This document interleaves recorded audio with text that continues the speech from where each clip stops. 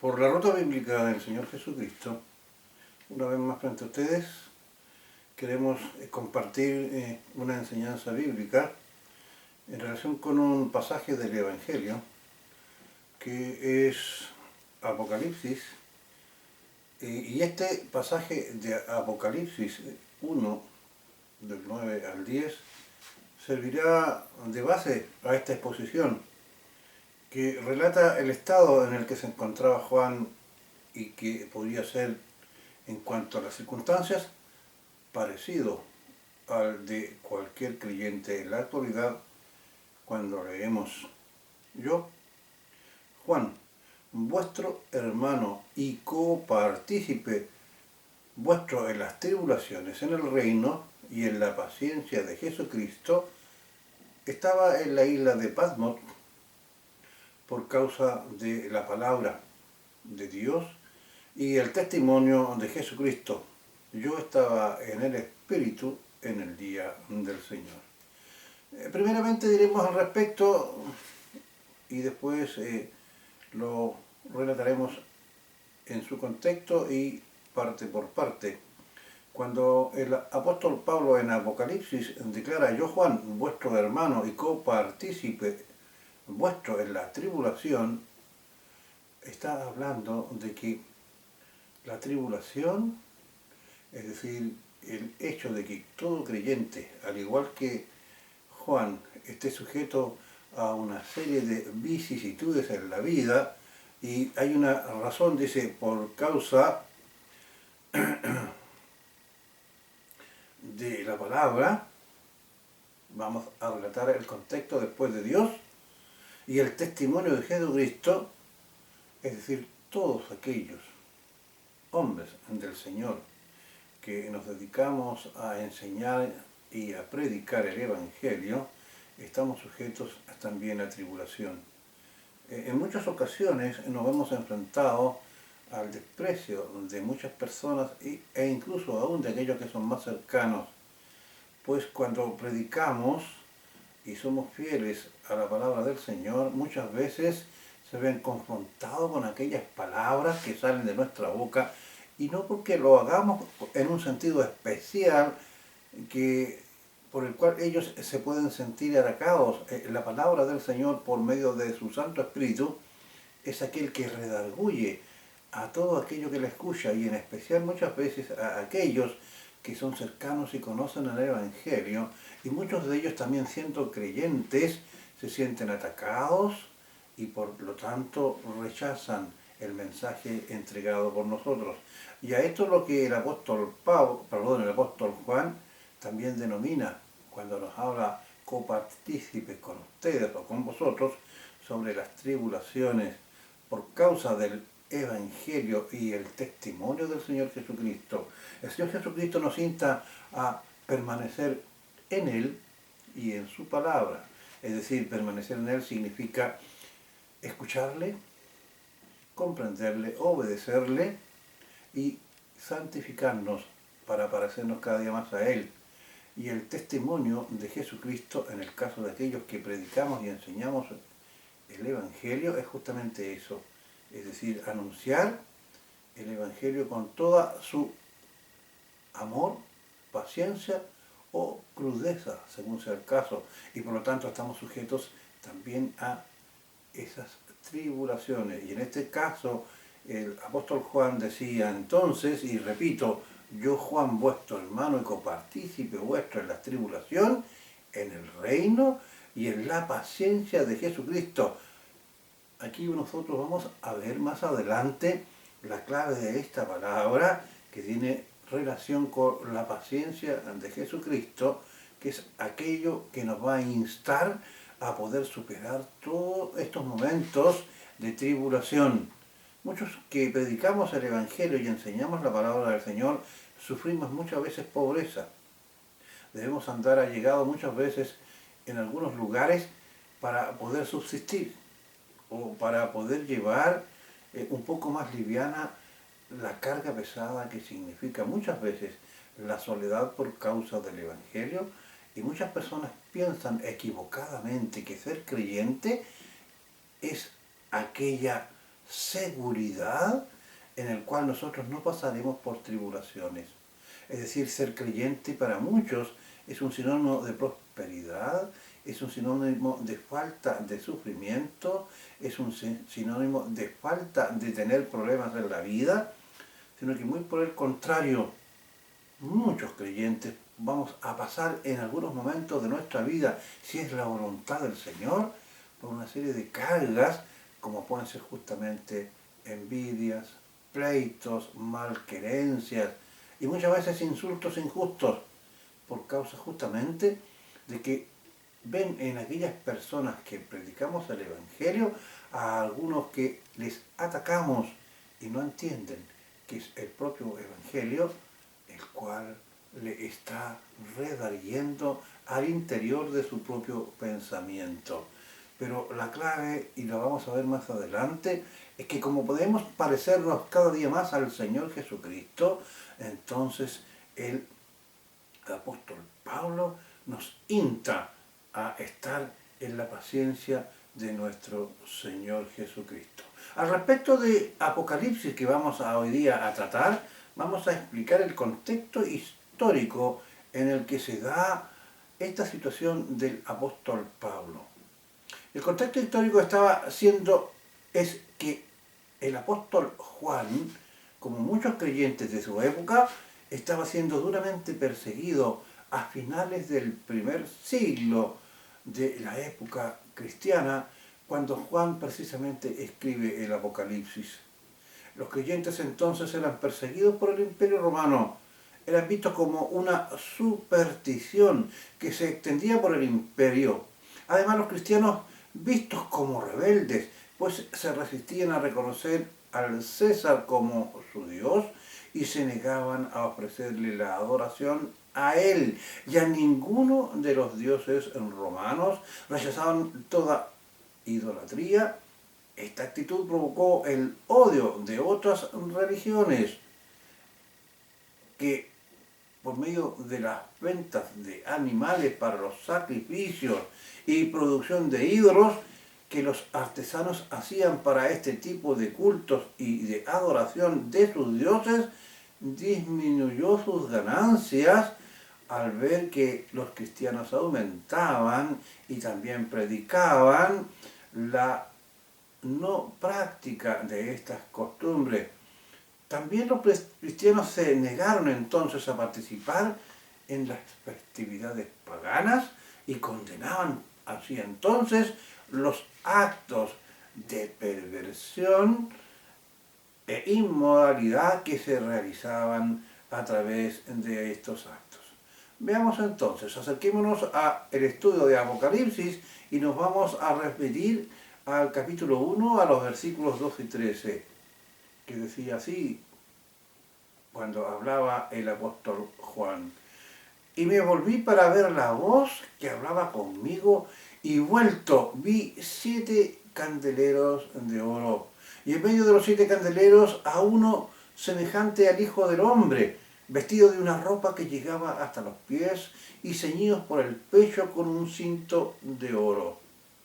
Lo que vamos a encontrar en los versículos es una descripción del Señor Jesucristo glorificado, tal como está ahora mismo en el cielo. Pero no solo eso, sino que lo vamos a ver en medio de su iglesia, que es simbolizada aquí por medio de los 7 candeleros. El Señor de la Gloria no había abandonado a su iglesia, sino que seguía cuidándola desde el cielo. Esto tuvo que ser un motivo de esperanza y de consuelo para aquellos cristianos que estaban sufriendo la persecución de este mundo, tal como era en el contexto que nosotros acabamos de describir, como también lo es hoy para aquellos que en algún momento, por causa del Evangelio, del testimonio del Señor Jesucristo, podemos sufrir justamente tribulaciones.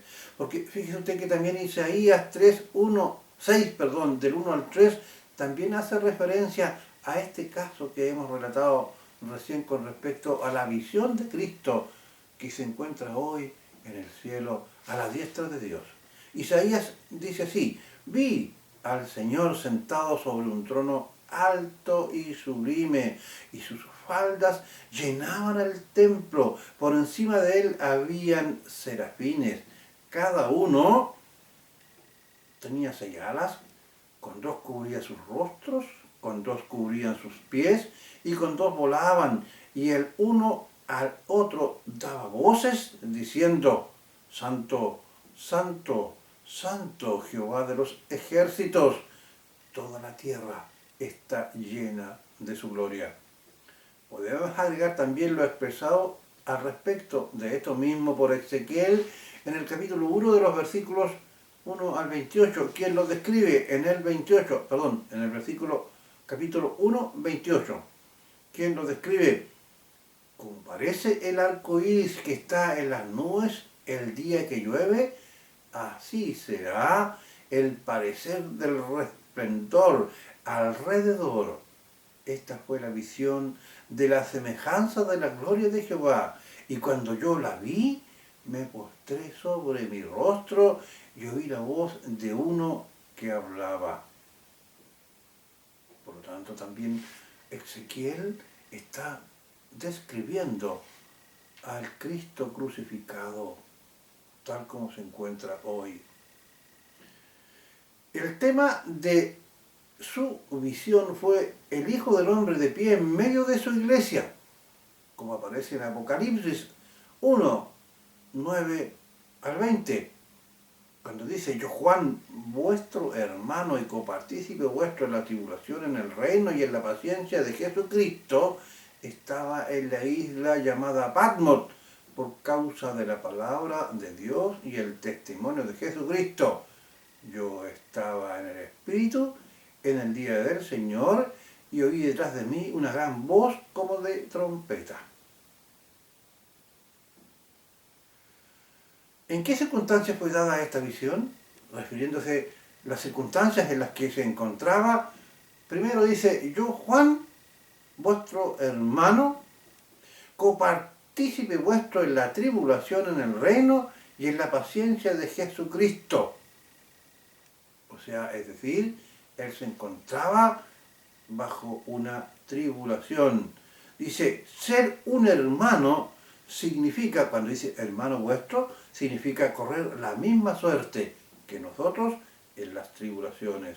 Se refiere a que es copartícipe en la tribulación que las 7 iglesias de Asia a las que se va a dirigir y que éstas estaban sufriendo. No se olviden que todo cristiano en las distintas épocas en que se encuentren, tanto en forma individual como en forma de congregación, van a sufrir tribulación justamente por el ataque de aquellos que son incrédulos. Hoy día la iglesia está sufriendo un ataque muy grande del liberalismo teológico que trata de anular o de no reconocer la deidad de nuestro Señor Jesucristo, y al mismo tiempo está reinterpretando el Evangelio, y muchas veces, como ya hemos expresado en otros programas, tratan justamente de restar o de quitar partes importantes del Evangelio.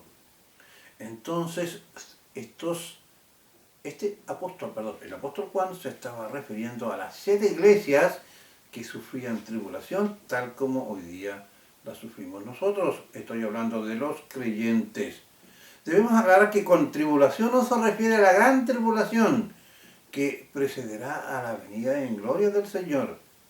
Esta tribulación tiene que ver con los sufrimientos y dificultades que todos los creyentes, como ya hemos dicho, experimentan en alguna medida en la vida cristiana y en todas las épocas de la historia hasta el día de hoy, y que también aquellos cristianos en Asia, como aquí está escribiendo en Apocalipsis, estaban sufriendo de manera especial a manos, como ya hemos dicho, del Imperio Romano. También Pablo exhortaba a los creyentes cuando escribe: es necesario que a través de muchas tribulaciones entremos en el reino de Dios. Es decir, el apóstol Pablo ya lo había anunciado mucho tiempo antes, cuando lo escribe en Hechos 14, del 21 al 22. Y también en otra ocasión el apóstol escribe también ahora desde la cárcel, porque cercana está su muerte y están en una gran tribulación. Y también dice, comillas, y también todos los que quieren vivir piadosamente en Cristo padecerán persecución. ¿Se da cuenta que se está cumpliendo? No nos extrañemos de que en un momento determinado muchas personas sientan rabia con nosotros, aquellos que enseñamos y predicamos, que muchas veces corregimos, redarguimos e instruimos en justicia, y cuando nos ven sienten una especie de rechazo hacia la persona, pero en realidad lo que están rechazando es la reprensión del Espíritu Santo, que muchas veces por nuestra boca, a través del Evangelio, escuchan y se niegan a poder reconocer y a obedecer. Esto que dice, y también los que quieren vivir piadosamente en Cristo Jesús padecerán persecución, lo dijo en 2 de Timoteo 3:12. Luego, viene una referencia al reino del Señor Jesucristo cuando venga a juzgar a sus enemigos y se siente en el trono a reinar visiblemente en este mundo, cuando se refiere en la paciencia de Jesucristo. ¿Por qué podemos inferir eso de este texto? Porque cuando el Evangelio dice que el Señor se sentará en el trono, uno se sienta, y Él se estaba sentando cuando Dios el Padre le dice, hasta que ponga a tus enemigos por estrado a tus pies. Es decir, hay un compás de espera, y ese compás de espera todavía se mantiene. Pensemos que nuestro Señor Jesucristo fue afrentado, escupido, maltratado, etcétera, por aquellos impíos, especialmente los que eran en un comienzo de la época en la que Él vivió, por los judíos del Sanedrín y por todos aquellos que profesaban justamente como eran los saduceos y otros también como los fariseos, etcétera, que fueron aquellos que impulsaron su muerte en la cruz y una muerte de injusticia. Y el Señor Jesucristo está sentado a la diestra de Dios, esperando aún todavía para poder venir a juzgar en justicia. Es por eso que el Señor Jesucristo es un símbolo de la paciencia ante toda esta injusticia, puesto que nosotros cuando nos sentimos ofendidos, y también me incluyo muchas veces en forma humana, no somos capaces de tener la paciencia necesaria que tiene nuestro Señor Jesucristo para esperar que el incrédulo se convierta y crea en Él por su muerte de cruz, y allí está esperando. Y el Señor, su Padre, dice hasta que ponga por tus enemigos por estrado a tus pies. En el presente el creyente, por medio de la conjunción de estas tres situaciones, sabemos que se sufre un tiempo de tribulación, pero esperamos la manifestación futura del reino. En esta situación, los creyentes debemos esperar con paciencia. Mas, cuando el Señor Jesucristo es presentado aquí como el ejemplo de paciencia, como ya lo dijimos, perfecta, tal como aparece en el Salmo 110, cuando dice, Jehová dijo a mi Señor, siéntate a mi diestra, esperando hasta que ponga a tus enemigos por estrado de tus pies. También dice la palabra, y el Apocalipsis, estaba en la isla llamada Patmos, por causa de la palabra de Dios y del testimonio de Jesucristo. Esa era la causa de la tribulación del apóstol Juan, quien había sido castigado bajo el gobierno de Diocleciano a poder vivir hasta su muerte en la isla de Patmos, siendo ya un anciano. De ahí resulta que ha sido desterrado, como ya dije, de la isla de Patmos, junto con otros delincuentes. Otro aspecto que debemos aclarar es aquello que, cuando dice, yo estaba en el Espíritu en el día del Señor. Hay algunos teólogos que señalan que ningún hombre en nuestro cuerpo carnal puede estar presente ante el Señor sin caer fulminado por la causa del pecado.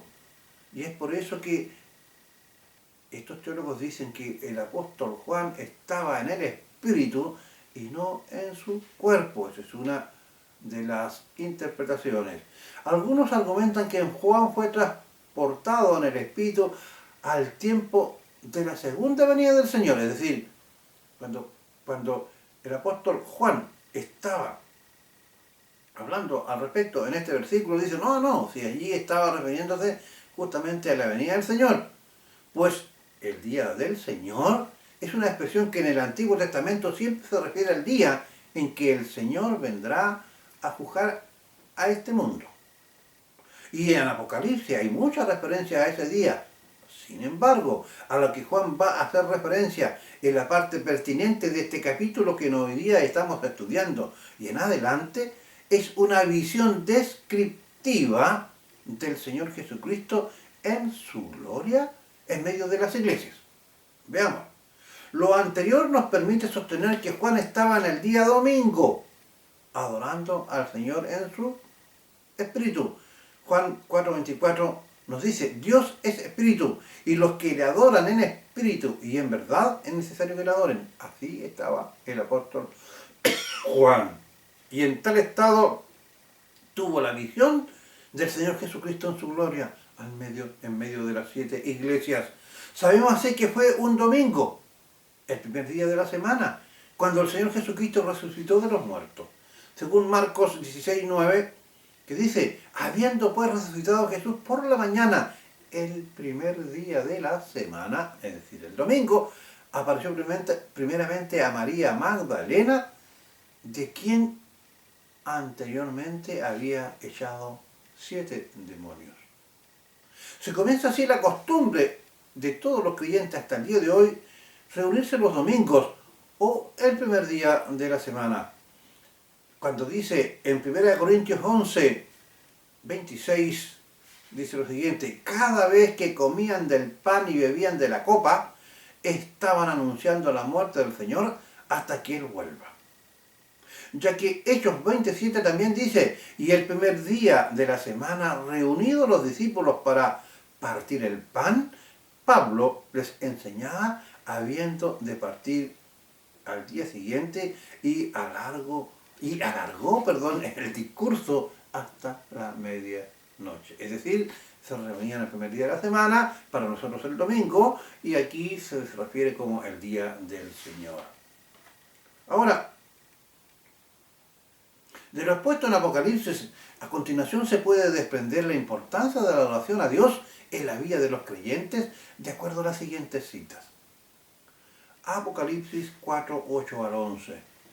Y los 4 seres vivientes tenían cada uno 6 alas, y alrededor y por dentro estaban llenos de ojos, y no cesaban, escuchen bien, y no cesaban día y noche de decir, primero, Santo, Santo es el Señor.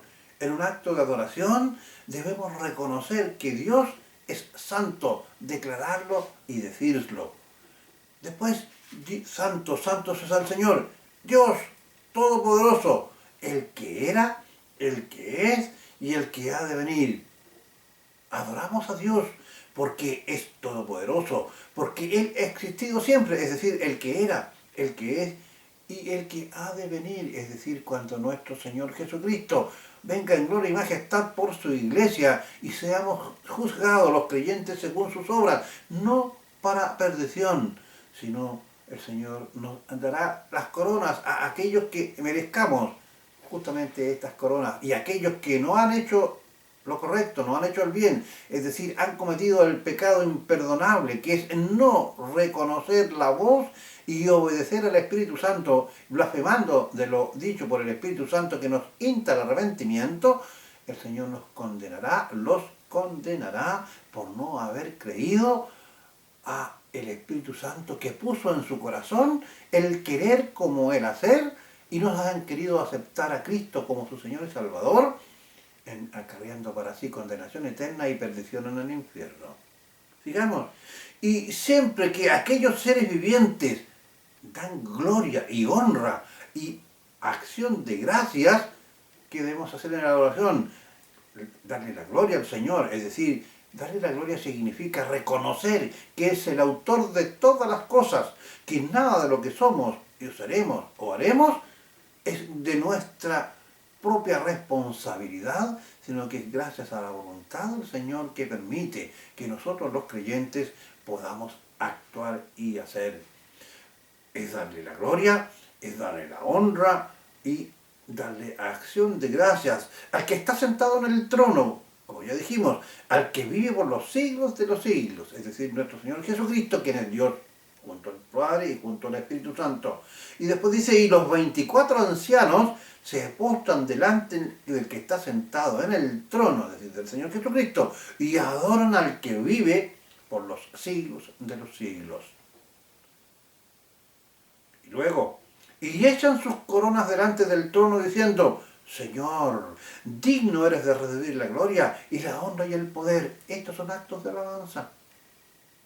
Porque tú creaste todas las cosas, siendo el Señor Jesucristo junto al Padre y junto al Espíritu Santo Dios, fue el creador de todo lo que existe. Es por eso que en Génesis Dios dice, hagamos al hombre a nuestra imagen, a nuestra semejanza.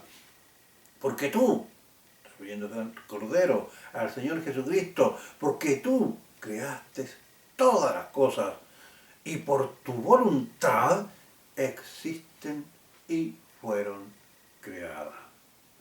Sigamos en Apocalipsis 5, 11 al 14, cómo es estos actos de adoración. Y dice el apóstol Juan, y miré, y oí la voz de muchos ángeles, ahora estamos frente a los ángeles, y oí la voz de, de muchos ángeles alrededor del trono. No se olviden, el que está sentado es Dios Padre, y el que está a su derecha, esperando a que ponga a sus enemigos por estrado de sus pies, es el Cordero, es nuestro Señor Jesucristo.